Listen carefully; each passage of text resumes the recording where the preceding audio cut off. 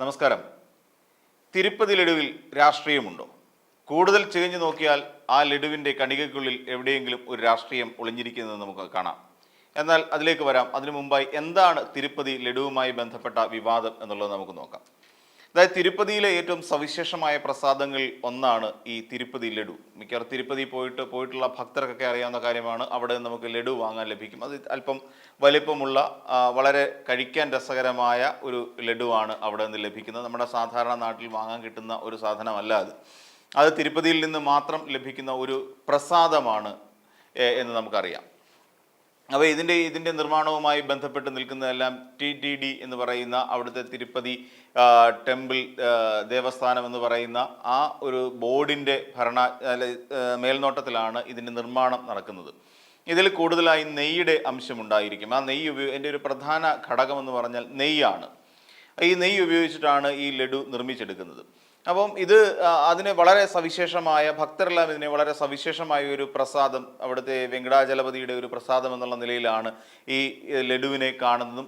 അതിശ്രേഷ്ഠമായ അല്ലെങ്കിൽ ദിവ്യത്വത്തോടു കൂടി അതിൻ്റെ പവിത്രതയോടു കൂടി തന്നെയാണ് പലരും ഇത് കഴിക്കുകയും സ്വീകരിക്കുകയും ചെയ്യുന്നത്. അപ്പോൾ അങ്ങനെ ഇവിടേക്ക് നെയ്യ് എത്തിക്കാനുള്ള ഒരു കോൺട്രാക്റ്റ് ഏറ്റെടുത്തിരുന്ന കഴിഞ്ഞ 4 വർഷമായി AR ഡയറീസ് എന്ന് പറയുന്ന തമിഴ്നാട് ദിണ്ടിഗലിൽ പ്രവർത്തിക്കുന്ന ഒരു കമ്പനിക്കായിരുന്നു. അവരാണ് ഇവിടേക്ക് നെയ്യ് എത്തിച്ചുകൊണ്ടിരുന്നത്. അപ്പോൾ എന്നാൽ ഇപ്പോൾ വന്നിരിക്കുന്ന ഒരു പ്രശ്നമെന്ന് പറഞ്ഞാൽ ഈ നെയ്യിൽ കൂടുതലും മീനെണ്ണയും മൃഗക്കൊഴുപ്പും അടങ്ങിയിട്ടുണ്ട് എന്നുള്ളൊരു വിവാദമാണ് ഇപ്പോൾ ദേശീയ തലത്തിൽ ചർച്ചയായിക്കൊണ്ടിരിക്കുന്നത്. ഇതുമായി ബന്ധപ്പെട്ടിട്ട് കുറ്റക്കാർ എന്ന് പറഞ്ഞാൽ YSR കോൺഗ്രസ് പാർട്ടിയിലേക്കാണ് ഇതിൻ്റെ പ്രധാനമായ കുറ്റമെല്ലാം ചെന്ന് ചേരുന്നത്.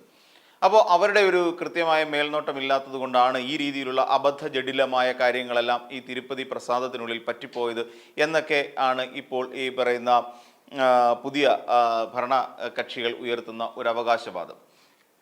എന്നാൽ ഇത് വളരെ അശുദ്ധമായി മൃഗക്കൊഴുപ്പ് ചേരുന്നതോടുകൂടി ഒരു ദൈവത്തിൻ്റെ പ്രസാദം അശുദ്ധമായി പോകുന്നു എന്നുള്ള തരത്തിലുള്ള പ്രചരണങ്ങളൊക്കെയാണ് വന്നുകൊണ്ടിരുന്നത്. അതിനെ തുടർന്ന് കഴിഞ്ഞ ദിവസം 4 മണിക്കൂർ നീണ്ടു നിന്ന ഒരു ശുദ്ധികലശം അവിടെ ലഡു എല്ലാം നിരത്തി വെച്ചിട്ട് അതിൻ്റെ മേലെ 4 മണിക്കൂർ പൂജകളൊക്കെ നടത്തി ഒരു ശുദ്ധികലശമൊക്കെ കൊണ്ടാടി. അപ്പോൾ അതോടുകൂടി അതിൻ്റെ പവിത്രത, ഈ ശുദ്ധികലശത്തോടു കൂടി ആ പ്രസാദത്തിൻ്റെ പഴയ പവിത്രത വീണ്ടെടുക്കാൻ സാധിക്കുമെന്ന് ശ്യാമള റാവു എന്ന് പറയുന്ന പുതിയ ഡയറക്ടർ, അതായത് ഈ TTD എന്ന് പറയുന്ന തിരുപ്പതി ടെമ്പിൾ ദേവസ്ഥാനത്തിൻ്റെ പുതിയ ഡയറക്ടറായ ശ്യാമള റാവു പറയുകയും ചെയ്തു. കഴിഞ്ഞ 4 വർഷമായി ഇവർ ഈ പറയുന്ന AR ഡയറീസിൽ നിന്ന് ഉള്ള നെയ്യാണ് ഈ തിരുപ്പതി ലഡു നിർമ്മാണത്തിനായി ഉപയോഗിക്കുന്നത് എന്ന് നേരത്തെ പറഞ്ഞു കഴിഞ്ഞ കാര്യമാണ്. അപ്പോൾ ഇങ്ങനെ ഒരു വിവാദം പിന്നീട് ഉണ്ടാവുകയാണ്. ഇത് സത്യത്തിൽ ഈ നാഷണൽ ഡയറി ഡെവലപ്മെൻറ്റ് ബോർഡ് ഗുജറാത്തിലുള്ള അവിടെയാണ് ഇതിൻ്റെ സാമ്പിളുകൾ പരിശോധിച്ചത്. അപ്പോൾ ഇതിനു മുമ്പ് തന്നെ അവിടെ പരിശോധന നടത്തി ഇത് ഭക്ഷ്യയോഗ്യമാണ് അല്ലെങ്കിൽ ഇതിൽ ചേർക്കുന്നതിന് കുഴപ്പമില്ല എന്നുള്ള തരത്തിലൊക്കെ ഉള്ളൊരു സർട്ടിഫിക്കറ്റ് കിട്ടിയതിനെ തുടർന്നാണ് ഈ ലഡുവിൽ ഈ നെയ്യ് ഉപയോഗിച്ച് തുടങ്ങിയത്. പകരം നന്ദിനി നെയ്യ് ഇപ്പോൾ വിവാദം കഴിഞ്ഞപ്പോൾ നന്ദിനിയുടെ നെയ്യ് ഇതിനകത്ത് ഉപയോഗിക്കുന്നതിനെക്കുറിച്ച് വളരെ കൃത്യമായൊരു പ്രോട്ടോക്കോളൊക്കെ അവരുണ്ടാക്കി. നന്ദിനി നെയ്യ് മാത്രം ഇനിയും ഇതിൻ്റെ നിർമ്മാണത്തിന് ഉപയോഗിച്ചാൽ മതി. അതും വളരെ സേഫായിട്ടുള്ളൊരു കണ്ടെയ്നറിൽ കൊണ്ടുവരണം. വാഹനത്തെ GPS സംവിധാനം ഉപയോഗിച്ച് മുഴുവൻ സമയം ട്രാക്ക് ചെയ്യും. നിർത്താൻ പാടില്ല, എവിടെയും ഹോൾട്ട് പാടില്ല. അത് നെയ്യ് കൊണ്ടുവരുന്ന കണ്ടെയ്നർ അതുപോലെ തന്നെ ക്ഷേത്രത്തിൽ കൊണ്ടെത്തിക്കണം. ഇതിനകത്ത് കാര്യം അങ്ങനെ എവിടെയെങ്കിലും നിർത്തി ആരെങ്കിലും ഇതിനകത്ത് മായം കലർത്താനുള്ള ശ്രമം നടത്തുമോ എന്നുള്ള ഒരു ഭയം ഈ പറയുന്ന എല്ലാവർക്കുമുണ്ട്. അതുകൊണ്ട് തന്നെ ഇതിനെ യാതൊരു തരത്തിലും എങ്ങും ഹോൾട്ട് ചെയ്യാനോ ഒന്നും പാടില്ല. നേരെ അവിടെ നിന്ന് വിട്ടാൽ ഇങ്ങോട്ട് അത് തുറക്കാൻ കഴിയാത്ത രീതി സീൽഡ് ആയിട്ടുള്ള ഒരു കണ്ടെയ്നറുമായിരിക്കണം. തുടങ്ങിയ നിർദ്ദേശങ്ങളോടുകൂടി പുതിയ കോൺട്രാക്ട് എടുക്കാനുള്ള തീരുമാനമൊക്കെ ആയതായിട്ടാണ് അറിയുന്നത്. എന്നാൽ നമുക്കൊന്ന് ആലോചിച്ച് കഴിഞ്ഞ ജൂലൈ മാസം, അതോടൊപ്പം വേറൊരു കാര്യം കൂടി പറയാം. ജൂലൈയിലേക്ക് പോകുന്നതിന് മുമ്പ് മറ്റൊരു കാര്യം കൂടി പറയാം. ഇപ്പോൾ കഴിഞ്ഞ സെപ്റ്റംബർ 20, അതായത് ഇപ്പോൾ ഭരിക്കുന്നത് ശ്യാമള റാവു ആണ്. ഈ പറയുന്ന തിരുപ്പതി ടെമ്പിൾ ദേവസ്ഥാനത്തിൻ്റെ ഡയറക്ടർ ശ്യാമള റാവു ആണ്. അവിടെ നിന്ന് YSRPയുടെ YV സുബ്ബറെഡ്ഡി അവിടെ നിന്ന് മാറിക്കഴിഞ്ഞു ആ ഡയറക്ടർ സ്ഥാനത്ത് നിന്നും. അപ്പം ഇപ്പോൾ അതിനുശേഷം ആണ് ഇപ്പോൾ പുതിയ ഭരണസമിതി വന്നതിൻ്റെയാണ് ഈ ശ്യാമള റാവു എന്ന് പറയുന്നത്. അപ്പോൾ ഈ ശ്യാമള റാവുവിൻ്റെ ഈ പറയുന്ന ഇതിൻ്റെ ബോർഡിൻ്റെ ഡയറക്ടറായിട്ടിരിക്കുന്ന സാഹചര്യത്തിൽ അവിടെ നിന്ന് വാങ്ങിയ ലഡുവിനുള്ളിൽ പുകയില, അതായത് കടലാസിൽ പൊതിഞ്ഞ പുകയില കണ്ടെത്തിയതായി ഒരു ഭക്ത കഴിഞ്ഞ ഒരു വെളിപ്പെടുത്തൽ നടത്തിയിട്ടുണ്ട്.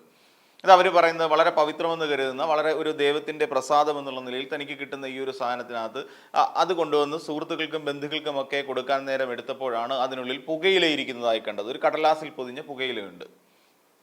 ഇത് ആ പറയുന്ന ലഡുവിൻ്റെ പവിത്രതയെ നശിപ്പിക്കുന്ന ഒന്നാണ്. ഭക്തർക്ക് ഇത് വല്ലാത്ത മനോവിഷമം ഉണ്ടാക്കുന്ന ഒന്നാണെന്നും ആ യുവതി അല്ലെങ്കിൽ ആ സ്ത്രീ മാധ്യമങ്ങളോട് പറയുകയുണ്ടായി. അപ്പോൾ അതിന് നമുക്ക് നോക്കിയാൽ കാണാം, ഈ പറയുന്ന ആള് വൈ വി സുബ്ബറെഡ്ഡി ഈ ഇരിക്കുന്ന സമയം, അതായത് YSR കോൺഗ്രസ് പാർട്ടിയുടെ നേതാവായിരുന്ന വൈ വി സുബ്ബറെഡ്ഡി ഇരിക്കുന്ന കാലഘട്ടത്തിലാണ് ഇത്തരത്തിൽ വലിയൊരു അഴിമതി നടന്നത് എന്ന് വരുത്തി തീർക്കുകയാണ് ഇപ്പോൾ സത്യത്തിൽ ചെയ്യുന്നത്. അപ്പോൾ ഇനി മറ്റൊരു കാര്യത്തിലേക്ക് വരാം. ജൂലൈ 9 ഈ പറയുന്ന ഗുജറാത്തിലുള്ള centre for analysis and learning for livestock and food എന്ന് പറയുന്ന ഒരു സ്ഥാപനത്തിലേക്ക് ലഡുവിൻ്റെ സാമ്പിൾ ഇതായിട്ട് കിട്ടിയത്. നമുക്കറിയാം, TDP അവിടെ NDA ആണ് ഇപ്പോൾ ആന്ധ്രാപ്രദേശിൽ ഭരണത്തിലിരിക്കുന്നത് എന്ന് നമുക്കറിയാം. അപ്പോൾ അങ്ങനെ ചന്ദ്രബാബു നായിഡു ആണ് അവിടുത്തെ മുഖ്യമന്ത്രി എന്നറിയാം. അദ്ദേഹത്തിൻ്റെ നേതൃത്വത്തിലാണ് ഈ പറയുന്ന ലഡു പരിശോധനയ്ക്കായിട്ട് ഗുജറാത്തിലുള്ള കാഫ് എന്ന ചുരുക്കപ്പേരിൽ അറിയപ്പെടുന്ന സ്ഥാപനത്തിലേക്ക് പരിശോധനയ്ക്കായി എത്തുന്നത്.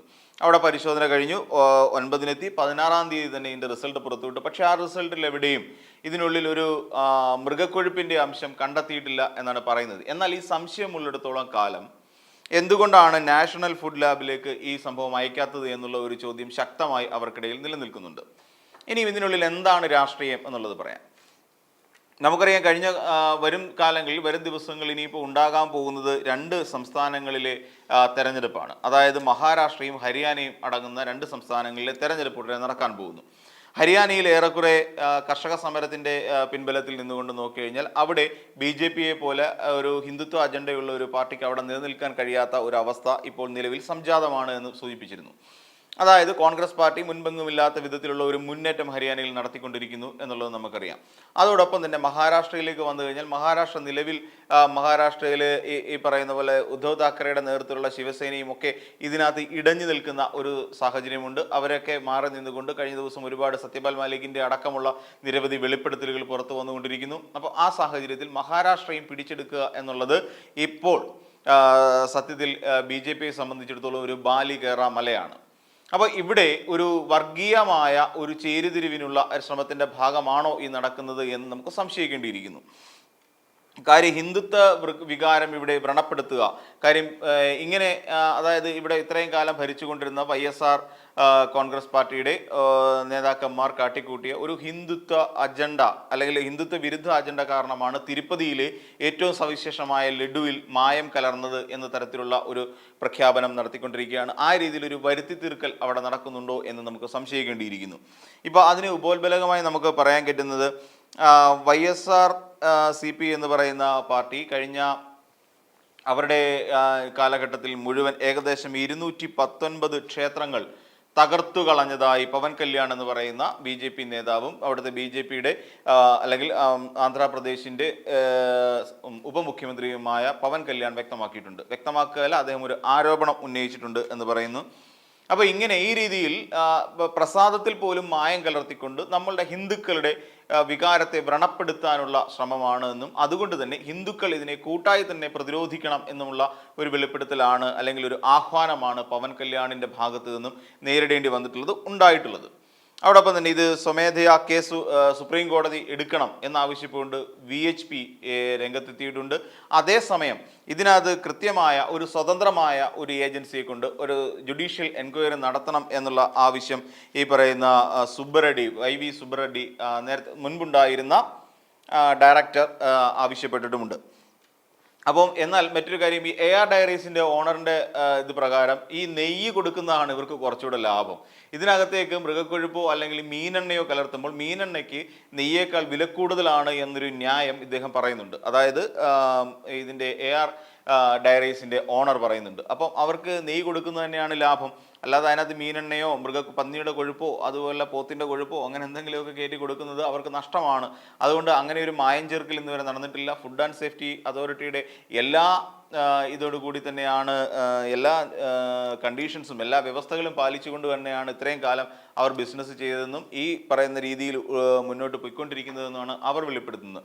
അപ്പോൾ ഇതിൻ്റെ പ്രധാനപ്പെട്ട ലക്ഷ്യങ്ങൾ ഞാൻ നേരത്തെ സൂചിപ്പിച്ച പോലെ മഹാരാഷ്ട്ര ഹരിയാന തിരഞ്ഞെടുപ്പുകളിൽ ഒരു ഹിന്ദുത്വ വികാരം ഉണർത്തിവിടുക എന്നുള്ളതാണ്. നമുക്കറിയാം ഈ ലോക്സഭാ തെരഞ്ഞെടുപ്പിന്റെ കാലഘട്ടത്തിൽ BJP ഏറ്റവും കൂടുതൽ ഉയർത്തിയിരുന്ന ഒരു കാര്യം കോൺഗ്രസ് പാർട്ടി അധികാരത്തിൽ വന്നാൽ ഇവിടുത്തെ ഹിന്ദുക്കളുടെ എല്ലാ സ്വത്തുക്കളും മുസ്ലിങ്ങൾക്ക് ഭാഗിച്ചു കൊടുക്കും എന്നുള്ളതായിരുന്നു.